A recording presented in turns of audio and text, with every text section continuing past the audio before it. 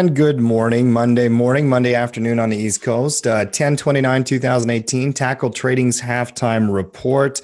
Got Matt, got Tim, got producer Cody in the background. Matt, how you doing this Monday morning? Doing it very, very well. Excited about the market this week and excited to be here with the halftime crew to walk them through a thorough review of the market preparing for the week. Yeah, me too. And I'll tell you, talk about doing very, very well. That's not the NASDAQ or the tech sector. Every time it tries to have a relief rally, it is selling. I'm looking at my intraday charts here, Matt. Facebook down, Amazon down, Google down, Apple down. We're going to talk tech today as well. We're going to do a thorough prep and review of where the entire market is. Shockingly, though, Tim, IBM is down as well. Shockingly. Oh, that poor company. They can't get out of the weeds. They even tried to do something positive and they bought Red Hat over the weekend, Matt, and you and I just ripped them. We're going to rip them. IBM trying so hard to be Apple, trying so hard to be Google, trying so hard to be relevant is IBM. And, the acquisition of Red Hat, I mean, you got to like it from an overall growth revenue perspective because Red Hat has been showing positive growth, positive revenue. But my God, is 63% marked up, $34 billion price tag for Red Hat?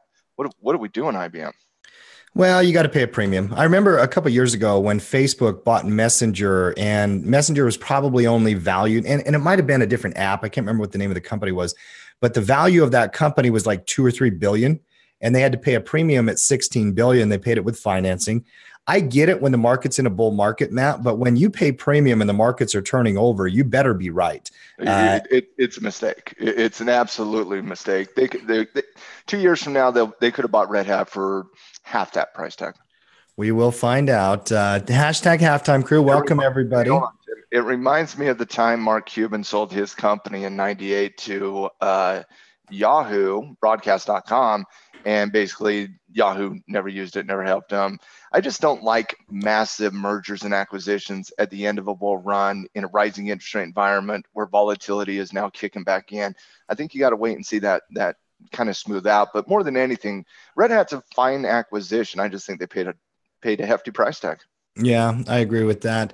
One thing that happened over the weekend that's really interesting, it was in Brazil, and one of our good friends, Christian Sisson, we'll have to get him on a podcast and ask him about this. Jair Bolsonaro. I don't know the man that well, Matt, but a far-right candidate winning an election in an economy that's had turmoil and political corruption for a long time, that doesn't surprise us. That's how the globe has been going for quite some time now. Interesting news there. Brazil, their markets have not been great. I know they've tried to have a recovery here the last little bit, but they've been not been great. Other things going on around the market, we're going to break down one step at a time. Start with the S&P 500, if you will, the ES contract, and we're going to just go through the technicals and kind of talk about where we are. Market sitting at 2674, Matt. It came back up into the 2700 zone. We now have a lower low, lower high, lower low pattern developing below the 200 period moving average by about 100 points, Matt. This is simply in a bearish trend. The moving averages are rolling over. Now, where it goes from here, you could get a little recovery. You could also get further pressure. Last big week for earnings, quite frankly. After we get through this week, we've got through the bulk of earnings season. What's your read on the S&P? You nailed it, Tim. I mean, it's in a short-term bearish downtrend. It's overextended to the downside. It's got clear support here in this 2650 type level, and it's got intraday resistance at the 2700 level as well. We'll break that down a little bit more clearer here in just one second. But, with coming up into earnings this week, you got some big names, and it starts with Apple, Facebook, those types of earnings that are coming out this week. It's going to be a volatile ride the same way it was last week and the same way it was the week before. And if anybody's looking for a relief week in the market this week where we doji, you're not going to get that. You're going to get volatility, and you're going to get a repeat of what we've been seeing recently. Yeah, a lot of back and forth. If you break that back down to a weekly chart, and by the way, on a daily basis, I usually stay with daily and intraday charts. I'll flip back into the weekly when I want to get perspective. Matt, on the long-term weekly, we do have some major support down at that 2600 zone. But really, if it does not hold there, where's the downside? Oh, the downside's 2200. That's the downside. If you break 2,600 with any degree of strength here, Tim, that is a massive, massive support channel, and it's really kind of between 2,550 and 2,600 in that range. But I don't anticipate that getting broken here. Not this week. I mean, I could be wrong. Anybody could be wrong in this bloody market. But the simple reality is, I see a little bit of slowing momentum here. It's going to be interesting. It would take a lot for 2,600 to get broke this week. Yeah, bring up RHT if you would. Top gainer on the S&P 500 today. It's being acquired. If you want to know how the market felt about the deal, Red Hat won the deal. All right. Okay. I mean, when you gap from 117 all the way up to 170, Matt, and you get to sell your stock at the yearly high, which you have not been at in 6 months, clearly your company's happy about delivering the price at that price. After an acquisition, there really is no trade here. You know, sometimes it'll flatline. Yeah. Yeah. Anytime you see a major acquisition like that, it still stays in the market for the foreseeable future. But what happens, and it kind of just flatlines. There's nothing to see here. But obviously, Red Hat, and this was what happens on those type of acquisitions, Tim. The company being acquired usually goes up to wherever the buyout price is. Okay. It's usually very, very, very good in that environment. IBM, on the other hand, you see kind of what's happening here. IBM, on the other hand, sees it come down in price. And Tim, that's not abnormal either. It's usually the case that the company IBM, in this case, acquiring Red Hat, IBM will go down, Red Hat will go up, and then we'll see how it stabilizes over the course of the next, couple months. I'm very concerned about IBM here. I'm concerned with their recent earnings report. I'm concerned about the acquisition. This is a company that has fallen out of favor with the market for a decade now. It's just not that company. And I just see this acquisition again. I have no inside knowledge here, just a guy who's been around the market for 13 years every single day. But in terms of this, I see that as basically IBM just trying to beg for relevancy here. That's what I see here, just begging for relevancy. I just think they paid too high of a price. If I'm an investor in IBM, which I am not, but if I was an investor in IBM, I would have been out years ago. So there's nothing to say there. Frankly, I'm surprised the stock's not down more. Part of that could be that it's already been under pressure so much that the market's kind of priced in some of their weakness and their poor performance. Who knows, Matt? But that's not a good move on IBM. Obviously, very, very weak on the gap down, the sell-off, earnings weakness, even this acquisition here not being taken well by the market. Keep an eye on 120, though. If you are an investor in IBM, keep an eye on that 120 level. It's a fairly important support level. Top gainers on the S&P, Red Hat, Macy's, Cerner, Borg Warner, and Goodyear Tire. Some of the automakers doing very well. Top losers, though, Netflix, Amazon, a lot of tech stocks we'll get to in a minute, Harris, L3 Tech, and DXC. Let's go on to the NASDAQ and talk tech, because really that's where the movement is here this morning. I'm looking at the volatility, the movement, the volume on some of these NASDAQ stocks, Matt. Tech has been the focus when the markets are good, when the market's bad. It's been where everybody's been paying attention to. What are you seeing in technology today? Overall weakness, an outside bearish engulfing type candlestick formation, extremely volatile. You have support at 6,800 on the intraday. You have resistance at 7,000 on the intraday. Tim, you got a 2% intraday support versus resistance zone. It's extremely volatile, and in my opinion, it's extremely weak, especially given the movements in Amazon, Google, Apple, Microsoft, those types of IBM today as well.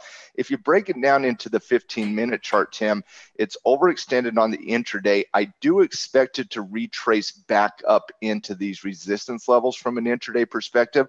I do not see that being a day trading opportunity, but it will present something coming into the close that could be a really good day trading opportunity somewhere around that 3 o'clock Eastern time frame.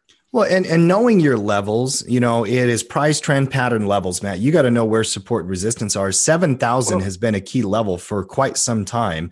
Mm-hmm. Intraday, the market rallied into 7,000 and sold right off. Yeah, I mean, guys, it did last week too. Keep it simple. Keep it simple at times.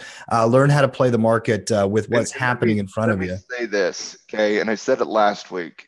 When you're dealing with day trading in this marketplace, you can't really work off standard retracements the same way that we have in the past. right? Mm-hmm. Breakouts and overall resistance and support channels are very important. Tim, if it comes into 7,000, shows me weakness again, that's a day trading opportunity on the downside.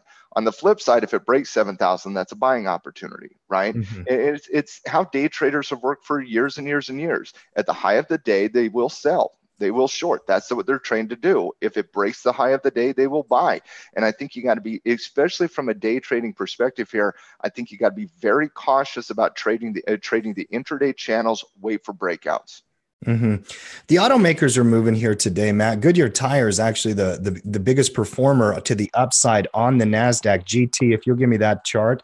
And a lot of this, what I was reading about this morning, is China actually came out and proposed some tax that they had put on car purchases, that they were going to reduce it or whatever that might be. GT, GM, Ford, all is running up here. The automakers are not something I would be buying, though.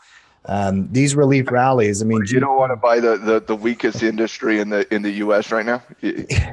It's a reminder that, guys, the things that have been beaten up the most are going to have glorious days to the upside in a bear market. There's no doubt about it. GT up 5.5% today, Matt, and it's just falling or coming back up into falling moving averages.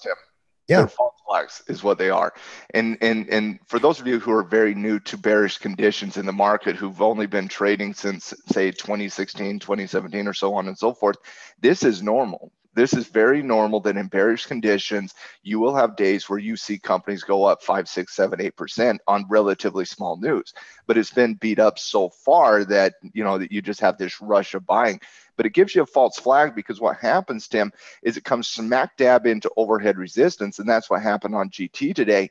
It came smack dab, gapped up, ran a little bit, smacked its head on 22, and then it kind of showed a little bit of intraday weakness. For me, there's no buy zone here. You don't buy in a bearish downtrend. I don't care what the news is. You wait for the trend to reverse, and then you get in. And what I mean by that, we'll look at GDX a little bit more in depth here, later on today. But Tim, this is kind of what, Goodyear Tire is doing right here. Big update coming into resistance, but that's not a buying opportunity. You got to wait for the pattern to set up. This is a head and shoulders pattern, breakout retracement. That's the pattern you wait for. So if you're looking at GT and you're saying, oh, I really like the news coming out of China, and I really like the U.S. Automakers, and I'm like, why? Why do you like the U.S. automakers? That makes no sense to me. But if you do, wait for the channel to reverse. If it's a good buy today, I promise you there's going to be an opportunity for you to get in at a relatively similar price once it does reverse, say, a month from now. Mm-hmm. One stock I want to take a look at, ULTA. I have not had this stock on my watch list for some time. It's a very, very good company. They've been on my watch list in the past. Matt, non-earnings news, and they are up 4.5% here, or 3.5% here today, approaching the all-time highs and the yearly highs at 290. A breakout there would be on strength. I'm trying to look up the news on this company. They're just in the top 5 list for me. Looks like just an upgrade. I think they had an analyst upgrade, it looks like. And good looking stock. I thought upgrade once I saw the kind of the price movement here. Ulta has been a IBD 50 top 50 stock for years, Tim. It's been one of those growth darling stocks in the IBD Investors Business Daily, for those of you who don't follow that. So it's been one of those companies that have been widely followed for many, many years. I believe at one point we had it on the tackle 25. I think in 2015 or 2016 we had it on the tackle 25. We pulled it off the 25 not because of the trend. It just got too tremendously overvalued for our liking for cover calls. I got to tell you, though, a breakout at 290, that is a swing tradable signal. There's no question. It does. Yeah. Oh, that screams bull call spread. I've got it on a watch list here today. I'm going to be watching it through the week. And you never know with these volatile kind of upgrades. Sometimes they settle back in. You never know. But that's where watch list development comes in. One of Coach Noah's favorites is ULTA. And I think he always says the same thing. Well, my daughters like the makeup, so I might as well buy the stock. He does say that. It's a good credit trading stock too. Bull puts, bear calls. It's good for credit theta trades. Let's hit some of the losers in tech, Matt, and I think we got to start with Netflix breaking down below 300. I called it last week when it broke below 320. We knew that sucker was going to drop. It's been a very, very bearish stock. The gap up on subscriber growth was great, but then it backfilled, broke support. Now we're failing down here. Hold on. It not only did everything we thought it would do, it actually hit our price target at 280 as well. In 4 days. Yeah. It's been an extremely bearish stock the last few days when the markets are selling like this. And Matt, if you'll pull back that weekly chart, I think give some context to how important those levels are. Boom. Guys, that's a head and shoulder reversal. Trade with your eyes. I love Netflix. I love this company. It's a fantastic company, and it's going to be a fantastic company for decades to come, in my opinion, Tim. It's a well-ran company. They got to do a little better on some of their original television programs, but I do like the company. But the simple reality, Tim, it's got a high P ratio. It's been a growth stock for years. It's overextended. It's overvalued. It doesn't make the revenue to justify the price range. You have a head and shoulders formation, a breaking of support on the head and shoulders, and now you're kissing that next major support level at 280. You break 280, it's a stone throw to 250. You break 250, you're going to 200, because like we like to say, Tim, every time it breaks 250, 110% of the time it goes to 200. Yeah. Right? I agree. That's what it does. That's what it does. Obviously, for you new traders watching us, that's an inside joke. Go down to the 20 day 1 hour chart, if you would, or even the 15-minute chart, something intraday. I want to talk about the volatility of a company like this when it starts to move, Matt. This morning I came in and Netflix was holding 300. It dropped below 300 and literally sold off 13 points in like an hour. I mean, guys, when you know your key levels and the psychology behind trading, look at the volume pickup on the breakdown there. About what was that, 9:30 our time or so? Just sell. Yeah, the first one is right here, Tim. As you're seeing the market come down into that 300 level, it retraces back up off that support level intraday, and then watch that pick up steam. Boom, look at that break. Tim, that is a 10-point movement on a $300 stock. That's a 3% movement in literally 20 minutes. And this is how fast things fly to the downside, guys. For those of you new to bearish conditions, this is why traders like trading bearish conditions. You can make the same amount of money in a day trade that in a bull market you'd make in a swing trade. It's a wonderful market environment for traders. For sure. And you have to trade what you see. I mean, you can't fall in love with companies. If the market is moving one direction or the other, you have to take those signals and run with them. Trade without emotion. Netflix breaking down here. Looks like it's wanting to have a little bear rally here intraday. We'll come back to it by the end of the show. Back to the daily chart. Give me Amazon. Amazon, obviously, as we're going into retail season, they missed earnings last week. I did not make a strong argument for it, but I did say, hey, listen, guys, we got to put this on a bear watch list. A lot of people weren't ready for that yet. But Matt, I think more information we get day over day over day, that stock has turned bearish. Well, another stock, another reversal pattern, M formation breakdown coming down into the 200-day moving average. You know, it's such a hard stock to short, though, Tim. It really is. Because you know Amazon can move up 100 points on any day. You know that. And so for me, if you're playing Amazon in any capacity, I think you got to do it in the credit market with deep out of the money options. Yeah, I agree. Well, and the volatility is high enough to where you can get deep out of the money spreads on a lot of these stocks, Matt. Let's check that out. Let's check that out. Let's check out a bear call here. You'd probably want to wait till a little bit of a snapback. But if I go down to say just a 10 delta, right? Give me the chart here. Give me above 1900. How to get above 1900. So see if I can get above 1900. All right, 1900 right there, Tim. I got a 1905 contract. Sell. That's right. Right clickers of the world unite. Stop. Right clickers unite. That is not a fight you're going to win, by the way. No, but I'm stubborn. No, I've lost this battle. Okay, yeah. I've lost. I only got like 3 of the team tackle on my side here.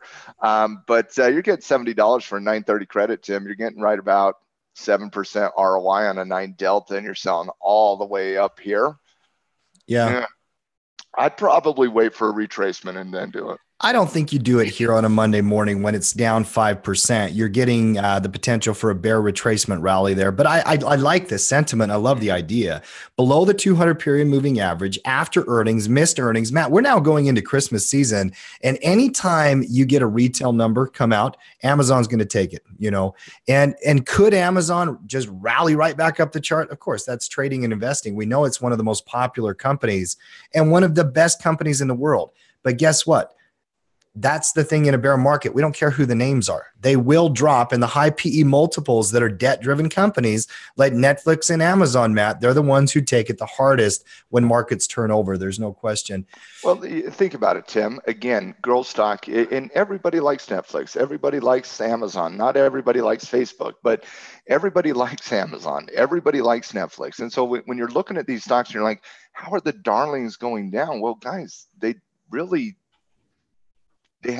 priced for 100 years from now. That's where Amazon's priced at. That's where Netflix is priced at. They're priced to be profitable in 100 years. They have a massive PE ratio. And Amazon, even though it's down 23% over the course of the last month, and think about that number for a second. The darling of Amazon down 23% in less than a month. But Tim, if you look at the PE ratio, even today with it going down, it still has a 160 PE ratio, Tim. Mm-hmm. It still has a massive valuation of being overvalued. So is this something, the start of something big for Amazon? I don't know yet, but what I do know is it's in a short-term bearish downtrend. It just broke the 200-day moving average. It kissed intraday off the 200-day moving average and sold aggressively after that. That's what I know. I love this stock. When we were in a bull market, I would just say buy Amazon. Guys, I mean, it's down 25% from the highs, and it still has 150 PE or whatever it is, whatever fake number they come up with. They are so debt-driven. They don't have the revenue of an Apple or a Microsoft, Matt. If the market is turning over, these stocks take it hard, correct? Yeah. Absolutely. One of our favorites, ATVI, Activision Blizzard, they're going all Leroy Jenkins on this chart here, Matt. Definitely. Leroy Jenkins. And we have our tweet meme of the day. Inside joke right there, baby. Breaking down below support, sitting in a downtrend here. Gaming news, and I was trying to wrap my head. Cody, did you see the gaming news on Fortnite that was coming out over the weekend? Oh, I thought Elon bought it. Yeah, I was looking at it. I didn't see exactly what it was, but I did see that there was some news on it that it's one of the more invested games in the year. I'm looking at the gaming sector. Electronic Arts down 3.5%, and they have earnings tomorrow, not now. I'm looking at Activision down 3.5%. How Tencent changed Fortnite creator Epic Games' fortune. I think Tencent came in and did something with Fortnite, did some kind of announcement. Really, I'll have to dig into that more. I'm looking at the other stocks in this sector, ATVI, EA, both showing pressure. Oh, they're both something. Yeah, don't touch it. Yeah, don't touch it. Yeah, don't touch it. It's like it's a burning fire, and you're just kind of interested. You want to touch it. It's been, don't touch it. It's bad for you. Don't touch it. Do not touch it.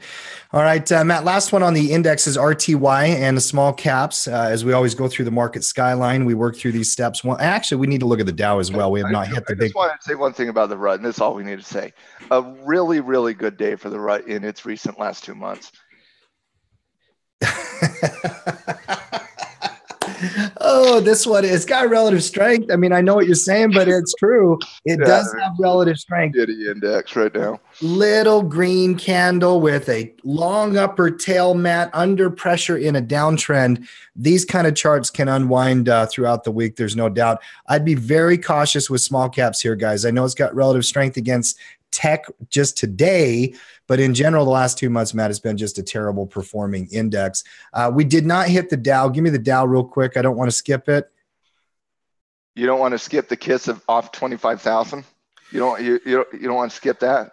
Listen, I got to tell you, if there's one index that I would have any kind of interest in trying to find something bullish in it, it would be the Dow, because it does have some relative strength and it will hold up better. Blue chips tend to hold up better during markets like this. It's not a buy signal, it's bearish. But Walmart up 2.5%, JP Morgan up 2.5%. Sometimes I feel like we're a broken record, but we're a broken record for a reason.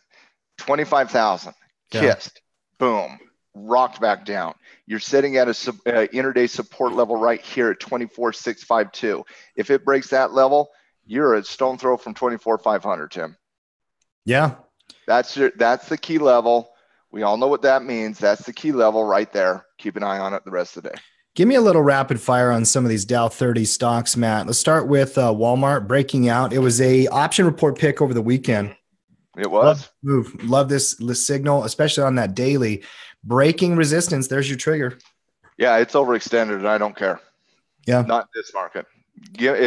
Guys, give me a Walmart, give me a Verizon, give me safety in this marketplace from the buy side. We've been talking about it for a couple weeks now. Microsoft to me was tradable above this level, and we thought about putting it on the scatter report last week, Tim, on the options report. None of us really kind of felt that was a good clear trigger because you had that resistance level of $100. It's breaking out of $100, Tim. I like that breakout. That's breakout of a significant triple, going from double digits to triple digits. We know the importance about that. I'd like to break out here, overextended as it may be on the trend. It still has range to move up on RSI. I like the breakout here. Well, you know what I love about this breakout, Matt, is that you have tight risk and a very clear entry point. We triggered, 100, the century mark. What do we know call where that? To get in. We call that cheap risk. That's right, cheap risk, because you're not going to put a stop all the way down at like 90, guys. You're going to put a stop under 100. You're going to put a stop under the 100. Okay, you're going to trade this Jesse Livermore style, and you are going to play that round number triple digit momentum play to the upside. That's how that one works. And let me explain how we handle the triggers on the scatter reports. The trigger above 100 is a breakout above 100, means the stop loss is under 100. It's as simple as that. You can't put a stop loss all the way down here at 93 and say, hey, listen, I got a good risk. No, you got expensive risk at that point. Cheap risk is on the breakout channel. You're getting in on the right day and you're putting a stop loss right underneath the breakout channel. That's cheap risk. You gotta like the price movement here. In market condition, price movement, safe haven stock, stable company. Yeah, it's a good trigger. Rapid fire through a few of these other down stocks. JP Morgan, JPM. I don't need to look at JP Morgan. You love Jamie Dimon. Rally back, but just like financials, rally back into a downtrend. Give me Verizon, VZ. Okay, that's actually a nice little pivot trigger there, Matt. I like the gap out on earnings, the pullback. A 2 red candle pullback is not one I get excited about. So I didn't have this one on my radar. So I did not. But in general, I like the. It was on stock report. Was it? Mm-hmm. Good price for stock too. It should be on the stock report. It got approved as a trade. Yeah, looking good. The earnings, this is a beautiful pattern in many regards. You break the resistance on earnings. That's news and volume. And then you pull back, pivot, old resistance, new support. VZ, if it's not on a watch list, guys, there, put it on your list. I'll have to check that report. And it's safety. Verizon is safety the same way Walmart is. Yeah. Nike actually having a nice 2% day here. Nike over the weekend, obviously a lot of stuff with the NFL every single weekend. Stock's been under pressure. I would not buy this down here on the 200, Matt. Tim, it's not a signal you can trade right now. We've seen it over and over and over again. I went through a deep dive of this about 3 weeks ago or 2 weeks ago. I can't remember. The halftime report all kind of fades in now. But remember when I was looking at that 07 market and I was comparing the 07 market against the 2018 market, and it reminded me of that volatile condition that happened later in the year, not the beginning of the year. Mm-hmm. The beginning of the year, the kiss off the 200-day moving average, and I'm talking 2018 and in 2007, all kisses off the 200-day moving average in early 07 and in early 18 were both wonderful buy signals. It came down, it kissed off that 200-day moving average, and they came right back up. We haven't seen that happen here. We've seen stock after stock after stock treat that 200-day moving average the same way the Germans treated the invasion into France in 1939. They just went through Belgium. There's no strength here, Tim. There's no strength off the 200-day moving average right now. That is not an appropriate trade signal. Mm-hmm. Boeing, one of the biggest losers today. There was tragic news in Jakarta over the weekend in Indonesia, Matt. I saw where that plane went down. I've read in a couple of different stories because anytime something happens on a plane, my anxiety kicks in. Tim, my daughter and my wife and my other daughter are getting on a plane tomorrow, and I'm freaking out. Brand new plane, 2018, Matt.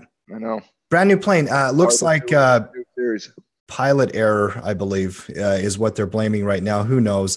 But obviously tragic news from that, though. I don't know if that should really rock Boeing stock, but markets under pressure obviously can do that. Listen, a plane goes down and it's your plane and it came out this year. You're going to get your ass handed to you in the market. It's a fear piece. For sure. It just, my heart goes out to those people. Yeah, obviously. And Boeing is one that I have a lot of interest in. I love the company. It is not a buy signal until we can take out new highs, Matt, Again, at that 200-day moving 370. average, Tim. Look, kiss up, kiss, boom. You get smacked back down. You can't trade off the 200 right now. Yeah. And then last one I want you to look at is Chevron, another seller. But I will highlight the fact that a lot of these earning stocks are coming out next week with the energy sector, Matt. 11-2. Is that Friday? Yeah. Is that? Yeah, that's 11-2 will be Friday. So you're going to have Exxon, Chevron, some of these others in the next 2 weeks. A lot of the energy sector, basic material types. Quickly, if you ever have a stock reporting on Friday, ladies and gentlemen, you're thinking, I got till after the market closed. No, you don't. They all report before the market opens. That is true. All right, guys. And we are at our halftime point of our halftime report. I always take a minute and say, welcome. Thank you for being a part of it. Guys, you guys rock. I mean, literally, I got to tell you, Matt and I, we look forward to the halftime report every day. I do my day trading in the morning. I do my swing trading midday. I do my volatility and management later in the afternoon. By 2:00, Matt, I got to tell you, I know that we have other meetings today, but I might cancel them. We might need to play golf before this weather goes. We're having a beautiful late fall resurgence of warm weather here in Utah. It's a wonderful place to live, and I'm feeling very blessed. Don't tell people about that. We're supposed to keep that secret. Dude, I had a student in town over the weekend. I was doing a mentorship, and him and his wife, they're like, hey, Tim, we hate the East Coast.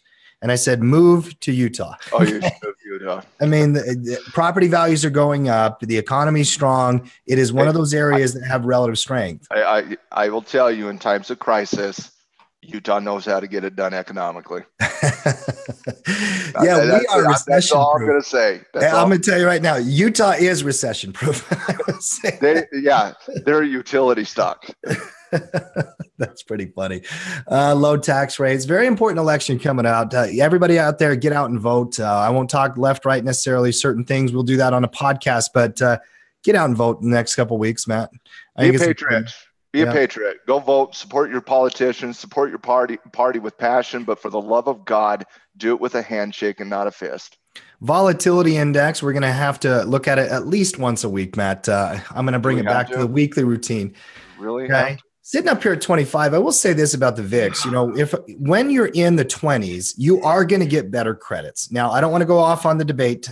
Just table that. You and I can talk about it on the podcast. But when you are up here, Matt, it does present unique opportunities that for many years in the market did not necessarily come up very often. They weren't there very often.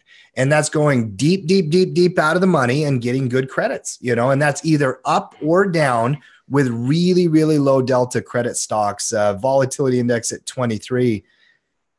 All right, go ahead. No. All right, very good. All right, look at that discretion. I love it. Let's go through the commodities, Matt, before we get into the sectors. 2013. I don't know why we're still talking about it. Okay. Again, crude oil is next. Let's talk about the energy sector and crude. That 65 level is very significant, Matt. I don't have a strong opinion up or down in the short term. I would be very interested to hear somebody make a passionate case for a bullish or bearish crude oil price when you're in a short-term downtrend and a long-term uptrend sitting on major support, but in slowing momentum, Matt. This is a take your pick kind of scenario, don't you think? Well, yes, it is, but I'm going to take the side of the buy side for a second. Okay. You take the sell side, I'll take the buy side, okay? Okay. And I'm going to just rip on everything I just said about the 200-day moving average because I have to take the buy side argument, okay? All right. Market coming down, tried to get underneath the 200-day moving average, did. It's been hovering right here at the 200-day moving average for the last 3-4 days, but that's not the signal I'm really kind of looking at here. The signal I'm really looking at here is from an intraday perspective, Tim. I'm looking at a pretty significant intraday resistance right here in that 67.70, 67.80 range. But if you really want to track it, it's right there at $68. It hits its head. So I'm looking at that potential as a breakout right up above this channel here, right at 68, Tim. So I understand this, that there is selling pressure here. I understand the concern about oil with the global markets doing what they're doing, and the fear of the recessions in 2019 and 2020 increasing over the course of the last little bit. And oil doesn't do well in recessions. It does actually really, really, really bad in recessions. Think about the What'd you say? Oil does not do good in recessions. Okay, say it a third time. Oil does not do good in recessions. So that's my bear case. Let's just very simple. If we move into a recession and global demand is going down, and by the way, internationally, we are in a recession in emerging markets. And I just got lawyered. You absolutely just did. I got lawyered. Listen, I mean, if the markets stabilize and you get a Christmas rally and commodity growth comes back, crude oil can make a huge run. But if we are truly moving into a recession or bear market territory, and every indicator I see, Matt, I'm not going to mince words on this. We're just late to the party. We've been there internationally for a long time. We're moving there. Unless something dramatically changes with the next 2 weeks in earnings season and the market decides to put risk back on, guys, lower prices are in front of us, okay? And that would also be true of crude oil. Supply has been coming into the market for a long time. I see pressure. I see red candles. I see volume. And the 200 has not been holding. I'm buying above 68 just because of that. I have no problem with that, but you do not have a trigger here. Hey, no, you don't, but you do above 68. And what you're talking about versus what I'm talking about are 2 different time frames, right? Yeah. I'm looking at a maybe 2 to 3 day trade going back up into $70, right where your 50-day moving average is, that old resistance level that we talked about so much at $70. So I'm talking about a trade literally this week, Tim, right? Yeah, maybe not even holding through the EIA numbers on Thursday. So, but what you're talking about is that global recession, and yes, oil gets its tail handed to it in a recession. You saw what happened to oil with the global economic weakness in 2014, Tim. You saw what happened to oil in 2007, 2008, and 2009. Oil gets hammered in recessions because people stop traveling less, or they stop traveling as much. They reduce cost in many different levels. And so, yeah, if we do go into a recession, oil is not an appropriate investment vehicle. Yeah, for me, anything between 64 and 70, I'm probably going to be neutral on until I see fundamental information that's very, very different. Right now, short-term downtrend, long-term uptrend, intermediate neutral. You have mixed signals all over the different charts, Matt. Crude is down, Brent is down, natural gas flat. Give me the NG contract right quick. On Monday, we like to prep, and we'll go through all the sectors as well. Monday is our weekly prep day here on the halftime report. I actually like this pullback developing in natural gas. I've been kind of leaning bullish on this commodity for a bit. Anything down in that 310, 305, a little bit more of a retracement, Matt. I could like that as a pullback. Well, on the scoreboard for the commodity report, let me kind of just show it to you here, Tim. So here's the scoreboard for the commodity report that I did. By the way, I didn't do that one. That was our awesome marketer, Jessica, who added that little there. I loved it though. But every week in these reports, we rank all the different things. And wait, time out. So you're saying that at 41 years old, you're 41. No, I didn't do that. You didn't create a meme. No, I didn't create a meme. I wrote the article. I wrote the article. I did the video. But no, this I'm too old for that. Yeah, there's no doubt about that. Jessica did an awesome job. She did this one on the freight train. And I hope you guys enjoyed the article, and we'll get into it a little bit here. But when I'm ranking these things, Tim, I take into account a couple different things, and I want to take a moment, Tim, sure. At this point in the halftime report, just to kind of talk about how we go about our scoreboard, right? And do you guys enjoy the scoreboard when you're reading the reports and the scoreboard we put out there? Does it help you kind of understand, kind of where we see the bias in the different sectors, the different currencies, and obviously the different commodities here? But we rank these based on, 0, +1, +2, +3, so on and so forth.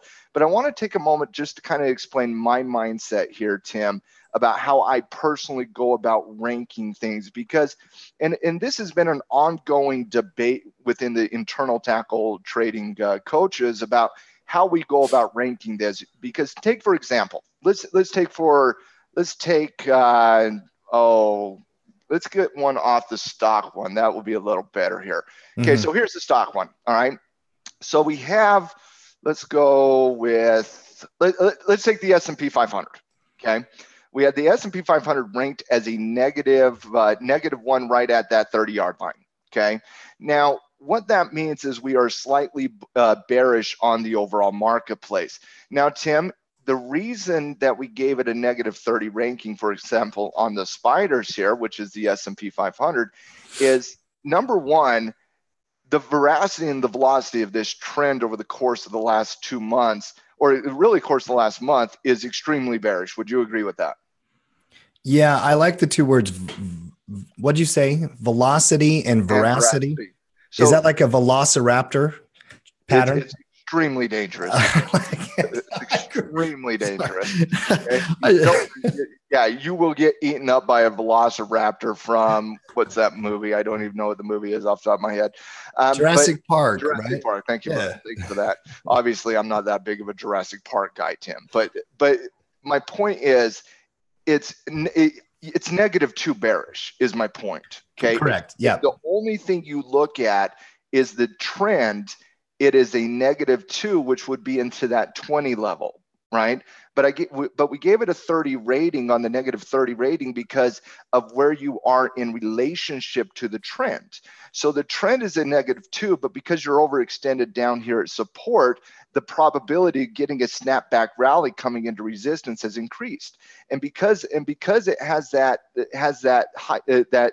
heightened probability of that snapback coming back into resistance, we come off that -2 rating because the ratings are overall trend, pattern, relationship to support and resistance, and really kind of what our expectations are for that week. So as you're going through this, understand that we're looking at this from a trend perspective, a pattern perspective, kind of where we anticipate the market going that week in relationship to support and resistance. And when something is bearish, but it's at support overextended to the downside, we won't give it as high of a bearish rating as otherwise we would if it's into resistance, for example. Sure. When you're looking at the commodities here, Tim, I got gold at the 35-yard line. And Tim, gold would be even higher if I didn't think it was a little bit overextended and needed to come back down a little bit. Silver at the 40-yard line, platinum, palladium, both at the 35-yard line, natural gas here at the 30-yard line. That gives you a slightly bullish rating on natural gas. So coming back here to natural gas, if I'm looking at NG, and we always look at the futures market, if you want, you can also look at UNG. You got to like the strength of the trend here. That's a +2 trend, but because of the neutrality up here, you have to come off that rating a little bit because I don't foresee a directional trade here. If I saw a directional trade here this week, Tim, it would be in that +2 2015 area. But because it's at that 30, it's simply because I don't see that directional trade. When I have a +30 rating on something and I'm looking at natural gas, Tim, I'm looking at selling like Gino says, just go sell a 10-5 delta deep out of the money and go get some cash flow. I agree. I mean, that's where it is today. In general, I like the bullishness. I don't think you do have a directional play. I will say this to everybody out there, halftime crew, this week's commodity report, and Matt, I would tell you if I felt the opposite as well, but incredible. Honestly, the write-up was incredible. Guys, if you've not read that and if you've not gone through that, it's wonderful education. And I think that it is really, really helpful to put gold and metals and commodities in the context of where they are right now in terms of the market conditions, Matt.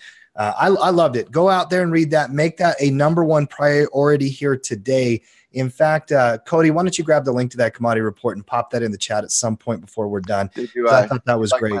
Did you like my last sentence? Well, I did. Yeah. I'd be interested to hear what everybody else thinks of it, but I thought it was, of course, I mean, I laughed my butt off. If Wall Street's going to call me a gold bug as a negative, well, you're a paper whore. That's all I'm going to say. So you think gold bug and paper whore have the same kind of bite? All right. That's the velociraptor in you right there. Listen, I hit harder. Oh, I got your Halloween gift. Dude, I'm going to get you a velociraptor mask. That's what you're going to go for is Halloween. When's the last time you dressed up for Halloween, by the way? Oh, my wife made me dress as some Texas real estate guru nonsense 2 years ago. Oh, I remember that. Yeah, it was the that famous couple on HGTV or whatever it is that do all the rehabs. I don't know who they I are. know you know his name. I do not know who they are. Somebody. I do not. That's too funny. Emily and Rose. That's who they are. The gurus of Washington, D.C. Aye. All right. So as we look through commodities, obviously the energy sector and all those types. That's what it is. Thank you, Noah. Of course, no one knew it. That's right. Oh, probably has it on DVR. Break down the metals for me, Matt. Gold, silver, copper. I like them all this week, Matt. In fact, the gold pullback, even 0.5% here, it's putting it at a price that is getting me interested. I know the intraday pricing points. And if you look at the old resistance back there in August, now developing as some new support, still has about 5-7 points. You could easily have another day or two of downward pressure. Oh, I want one. I want another day. I want this. Please, gold, come to 1220. Just come back. Just come to me. Gold is one of my number one targets right now. I'm very, very interested. One thing I love about the pattern, Matt, is I know where the risk is. Okay. If I buy anywhere in the low 1220s, I know that if it goes below 1220, I probably need to just get out, hedge it, or adjust it. Long term, read my article. You'll see my take on it. Long term, I think this is a beautiful opportunity to look at gold as a safe haven investment, Tim. It's been proven to be a safe haven investment for decades and decades and decades. You look at the economic stagflation period of the 1970s. You look at the recession, the Great Recession, 1929 to 1933. You look at the bubble markets conditions of 1999 through 2003. You look at the bubble of subprime market. Gold has proven to be a safe haven investment in times of economic crisis. And Warren Buffett, and I hate to disagree with the Oracle, but Warren Buffett says, hey, listen, the only reason to buy gold, and again, I disagree with Buffett on gold, but he said one of the only reasons to buy gold is because you think that the fear of the next 2 years is going to exceed the current fear of today. And yes, that's exactly what I think. And Tim, if you look at this on a monthly chart, and I broke this down in the commodity report this week, but if you look at this on a monthly chart, I just want to show you one thing very, very quickly here. Okay, so this is gold on the monthly chart. Okay, that's gold. Upward, nice little upward movement in price. Look at the S&P 500. Look at that. Yeah, I was reading this morning, it's one of the worst months for stocks in 10 years, so if we end up down where we are here over the month over month, Matt, just terrible performer. And by the way, what do you think that's going to do to 401k holders when they get their statement first week in November? The 401k holders don't look at their statement in November. Are you kidding me? They wait till January. What are we talking about here? 401k owners aren't going to look at the report until after the market has already crashed, it's already tanked, and then they're going to get scared. And because they're uneducated and don't understand market dynamics, they're going to sell at the bottom the same way they did in 08 and the same way they did in 2002, right when the central bank starts cutting interest rates. So they're not going to have anything to do with this. A lot of economic data this week is going to drive the currency market. And Coda just put a note in the chat. Yes, we will talk Apple. I saw a question earlier. We'll get right to it at the very end of the show. We'll look at Apple real quick. We're going to deep dive Apple's earnings later in the week. But we did have a question about it. We'll get about 401k owners who are concerned. Okay. They're going to call their advisor, and their advisor is going to say, nothing to see here. Think about the long term. If you don't want to worry, just don't look at it for the next 5 years. And it's complete hogwash and insane and craziness, but that's what's going to happen. Yeah. If you guys want a good, LOL, go read Matt's debate on Twitter with one of those financial advisors. Oh, what's your Twitter handle, Matt? At Justice at Matt Justice 13. But I was talking to him actually through Twitter. He's a nice guy. Just we have a different opinion on it. Let's take a look at the currency markets here for a minute. Give me the dollar index if you would. Got to talk currencies. I'm looking at the overall markets. Obviously, the dollar strength is in play here. We've had a higher high, higher low, higher high. Guys, dollar, and currency charts in general, they can start to trend. I know we've got resistance up here, Matt, but this is a really strong 2-3 week performance out of the dollar. Another good day here today. There's two events this week. Bank of England has their bank rate statement. I believe that's Wednesday night, Thursday morning for us. And then you have the Bank of Japan, who also has another policy statement. What's your read on the dollar and currencies?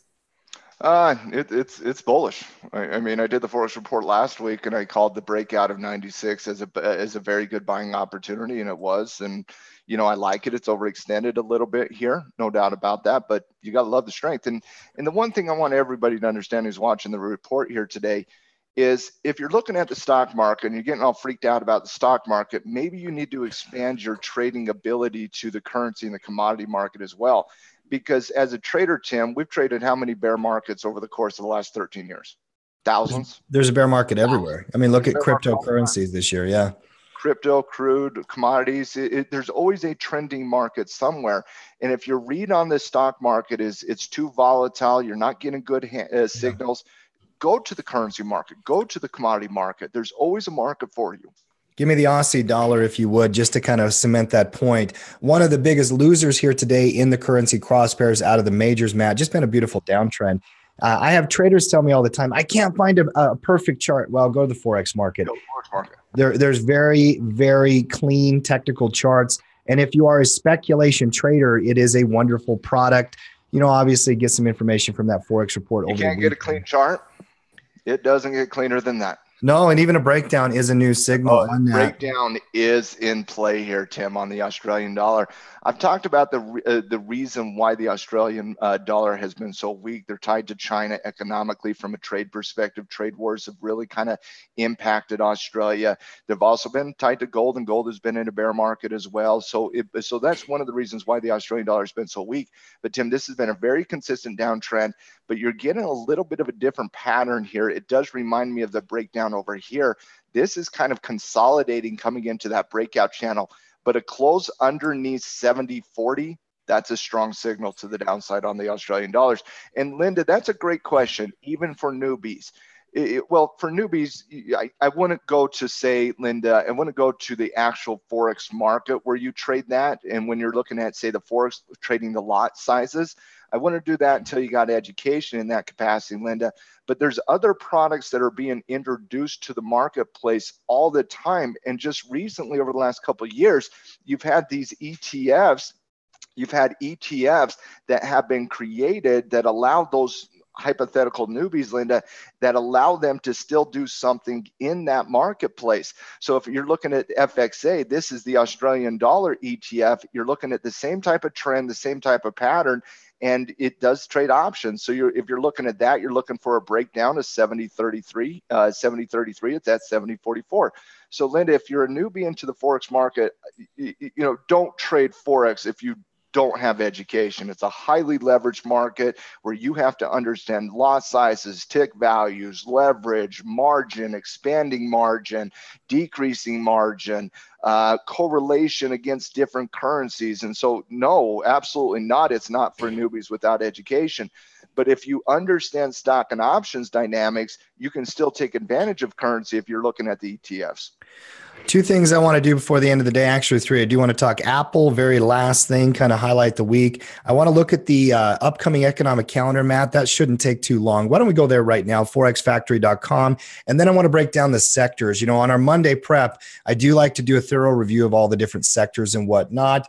Guys, out here in the halftime report, a big goal we have when we come on here, just have fun, bring you guys in, work through the daily routine. This is to help you guys understand the things that you're supposed to be looking at in the market on a day-to-day basis. Hopefully you guys are loving it. Halftime crew.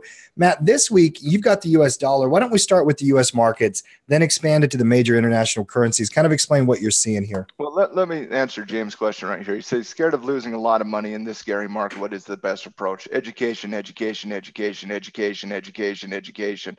Join a team, be a part of something bigger. But to answer your question, simply put, lower position size, reduce trades. Mm-hmm. Well, fear is normal, but the way you get over fear is with knowledge, right? Information. Fear of loss, fear of missing out. FOMO's real, fear's real, absolutely. But that's why, James, come here every day. We'll help you navigate the markets every day. Yeah, I agree. Economically, Tim, coming up into this week here, big week in the market. It's the first Friday of every single month is the unemployment rate. That's going to be the headline news this week, is that unemployment coming out on Friday. So keep an eye on that. That could be a market mover, no doubt about that.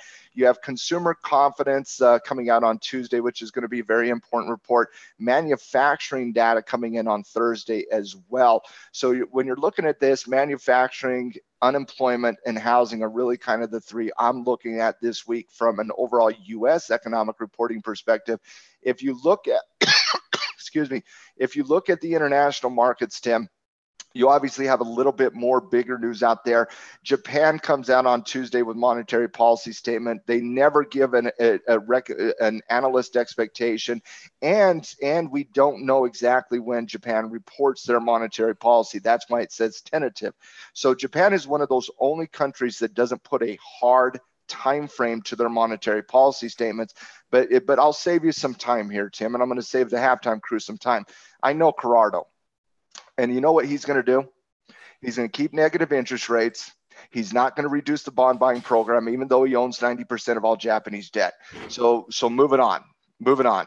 Next, you have Canada coming out with GDP report. That's a little bit different. They report it monthly, inflationary reports. But then the big one for me this week is the British pound monetary policy statement on Thursday. So Tuesday with Japan, Thursday with Great Britain, and I do not expect either one of them to increase interest rates.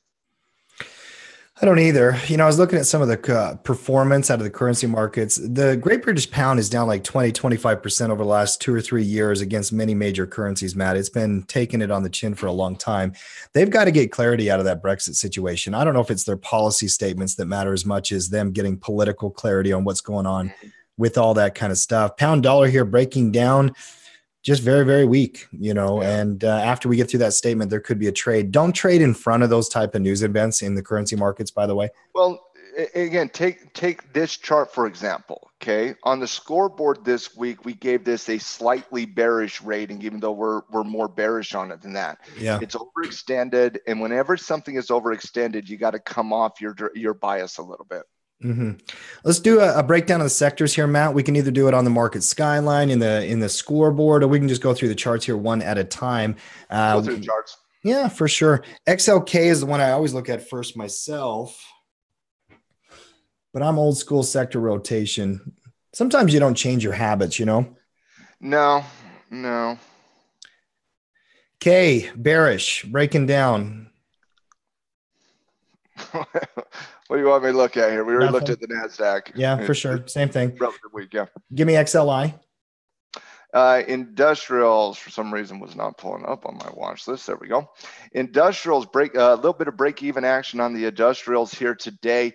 And again, and let me kind of see the scoreboard here on the sectors. Take industrial, for example. We have a negative 20 rating on the industrial index. Look at that thing. That's negative 10 territory, but simply because it's overextended a little bit, expect a little bit of retracement, but there's no buy here. Yeah, I agree with that. XLY for the consumer discretionaries. One of the weakest areas in the market, in my opinion. Some of the best signals have been in retail here. XLY breaking down. Where do we have this one on the scoreboard, Matt? I think we had XLY on the scoreboard somewhere around 35, but where are we at? Mm-hmm. It's not on here for some reason. Yeah. We'll get that fixed. Yeah. I like this one for a downside play. I think there's quite a few stocks in that sector that are bearish. I think you could easily trigger under 103.5, 103, or if you wanted to be a little patient, 102.30. B and then E. Downside. B and then E. So materials, ugly. Look how many areas of the market are just bearish, guys. I mean, when you start to break down the components of the market, it gives you more clarity on what's happening from a broad market perspective, Well, Tim, that's why we're more bearish than a lot of other people that are doing things, because when you break down the individual components of this marketplace, these sectors look far worse than the actual indexes do. Yeah. But it's not just that, Tim. We all know that this has been a top-heavy market for years now, and those top-heavy stocks are all getting it handed to them. Amazon, Facebook, Netflix, one I'm missing here, I forget, but the only two that have shown relative strength in that environment are really Microsoft and Apple. Apple Computers really held this market up. Apple reports tomorrow. It's a big one. Well, and they're sitting on support. We'll look at Apple. Very last thing here today. Give me energy, if you would. Exxon, Chevron, a lot of the energy stocks, they still have earnings in front of them, guys. And that's going to be a key player here over the next couple of weeks. Sitting on major long-term support, but overstretched to the downside. Let's go through some of the defensive areas here, Matt. Staples, utilities, healthcare, and financials. Finish on financials. XLP's looking like a breakout. Staples, Walmart. Yep. Consumer staples. This is a potential breakout above 55. It has shown relative strength. Again, safety has been the call for the last few weeks. I still see that as a potential play on staples. You're looking at healthcare, Tim. Healthcare here. I'm not bullish on healthcare though. Healthcare, and I've said this many times over the last few years. Healthcare is going through its evolution the same way finance did with the deregulation of the 1980s. Mm-hmm. Healthcare is going through that same degree, and it's a little bit of an aggressive sector. It performs very similar to those aggressive sectors. So this one kind of sitting at that 200-day moving average. Keep an eye on that. Overall support at 86.30. If it breaks that, you could see some pain to the downside. And looking at the utility sector, once again, very similar to that of the consumer staples sector. Both of those two are the 1A, 1B. Regarding the safety plays with consumer staples and utilities. So to answer your question, James, if you're a little scared of this market, look at staples, look at utilities. Both of those two are safe haven type plays. Well, and this is sector rotation 101, guys. The way the market does this is that when money is scared, they move into defensive areas of the market, Matt. And the power company that pays a dividend or the consumer staple company that sells food, I mean, those are more defensive companies. You're seeing risk off in the market moving into rotation. Just think about it like this: aggressive versus safety, discretionary versus non-discretionary. It doesn't matter if there's a recession. I'm still going to pay my utility bill and I'm still going to buy food. But you know what I'm not going to do? I'm not going to go buy a Tesla car. Well, now you bring it up. We got to look at Tesla. Elon Musk said he's coming off Twitter here shortly, and he for a few days or whatever hiatus he's going to have. He also said, Matt, he's doubling down on his 420 tweet. He said it was net a positive for the company because it allowed them to get clarity on where they're going, trying to reinvent that information. Oh, Elon. I don't know what to say. The guy's lost his mind. I love the meme we put on Tackle Trading. By the way, one of our loyal students, Best Halftime Crew, sent that to me, and I had that put onto our Tackle Trading Facebook, where it was the girl just throwing money out the window saying, hey, this is what it's like to trade Tesla. Yeah. This company, just even on Friday, Matt, the action, I even called you up on the phone. I'm like, are you looking at Tesla right now? The stock dropped $25 intraday in 1 hour and then rallied back before the end of the day. Now we are up here dojing. I just remember what Jake Pelly said last Wednesday, right? What Jake Pelly said last Wednesday says, as Netflix gets into that 340, 360 barrier, he starts increasing bearish activity, and he starts doing that simply because Tesla's been in this overall neutral type wide volatile range for a very long time. You're starting to get into that 340. My area right here is about 360. I wouldn't buy a breakout of 360, but I would look to potentially short, but we'll look at that when it does happen. Last one. And by the way, earnings breakdown for the week. Bring up Apple if you would. Oh, Matt. This one is huge. Is it Thursday? Thursday. Yeah. So earnings, the ones that I wrote down of keynote, General Electric tomorrow, Facebook tomorrow. We'll come back to Apple in a second. Give me Facebook. Facebook before Apple, obviously. Facebook earnings last quarter dropped 25%. You're sitting on major long-term support. I've been bearish on this company for months. It's been a great tradable company. I don't know what I'm going to do in front of the earnings here. Probably not going to touch it till tomorrow. Well, we'll prep Facebook tomorrow. Yeah. I mean, that's what we do. We prep an earnings play on these major earnings announcements. So we'll definitely prep that. And for those of you who are the, Apple lovers and you're getting our take on Apple and all that, that will happen on Thursday. Okay. So we talk about those earnings on that day. But in terms of Facebook tomorrow, I know exactly what you're going to do, Tim. I don't need to look at the chart. I don't need to look at the price. It's an inverted fly. It is an inverted fly. There's no way they can properly price the risk of whatever this move is. By the way, that Amazon inverted I feel fly bad last for the week. market maker on this. I really do. It's kind of like the intern that the EIA organization hires to put out the EIA expectation. There's no way they're getting this accurate, Tim. James, Kate, I will get to your question in a moment because there's no way I can skip that. Actually, no, I have to get to it right now. No, we have to do it right now, James. No.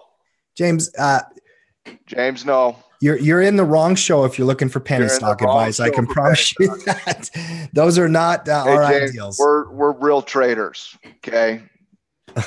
You don't need those penny stocks, all right? Oh, investing in micro stocks just because you have a small account and trying to get the most shares you can. Some dude out of Oklahoma in his mother's basement is running that company. Come on, what are we doing? C'est la vie. Stay with us, James. We will take you to the promised land. Promise you that, brother. Don't trade till you know that you're good at it with live money, period. Okay, so you don't do anything till you know that you're good enough to make money over time. It's called positive expectancy. Tim, if you needed brain surgery and you came to me and said, Matt, I need some brain surgery. Will you perform it? That's like James buying a penny stock if I perform that brain surgery. No. And James, we will always tell you the truth, even if you don't like hearing it that way, because we care about you and we care about your future. Stay with us. We'll get you to the promised land. Okay, tomorrow, General Electric, Facebook, Coca-Cola, Under Armour, eBay, Pfizer, big day for earnings tomorrow. Wednesday, Fitbit, GM, ADP, Sprint, Yum Brands, AIG, Molson Coors.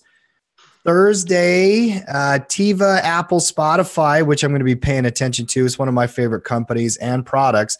Starbucks, GoPro, Shell, Wayfair. And then, Matt, on Friday, you got a big day. Alibaba, Chevron, and Exxon. Trade of the day here. I love a lot of them. There's a lot of stocks set up for today's report. By the way, there's about 15 or 20 picks on the stock and options report. You guys need to go prep these on Monday, okay? And one of them was GDX. I love this one, Matt. We love GDX. We're obviously biased in that capacity. So take that with a grain of salt.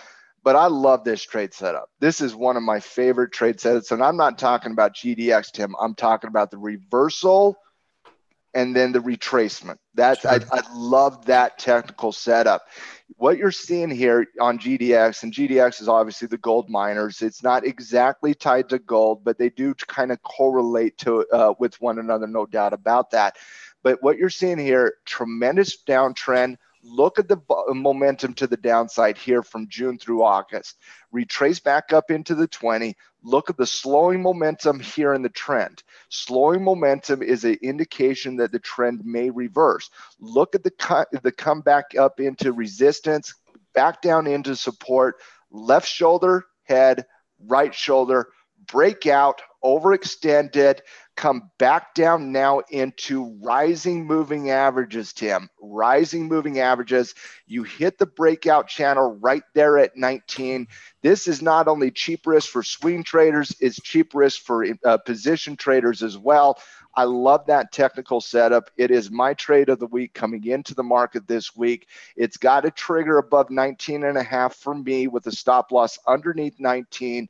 That's how I'm approaching GDX this week. I am going directional on it. However, I understand selling a naked put to cash flow here. I understand investing in the stock to ultimately start doing covered calls on GDX as well. There's a lot of ways you can trade that, but that is my setup of the week. It just hasn't triggered yet, but I love this technical setup. I love it too. I think it looks great. Mine for today, and there's about 15 stocks I got on my watch list. Mondays are obviously a busy day. You get prepped, you've got your adjustments, you got your hedges, you got your day trading, but really a lot of your swing trading setups, you have to start getting ready for the entire week. And Monday is your first day of trading. Nordstrom's JWN, I thought it was a great little breakout setup. And if you haven't traded it this morning, this week. Options. I think it was options, yeah.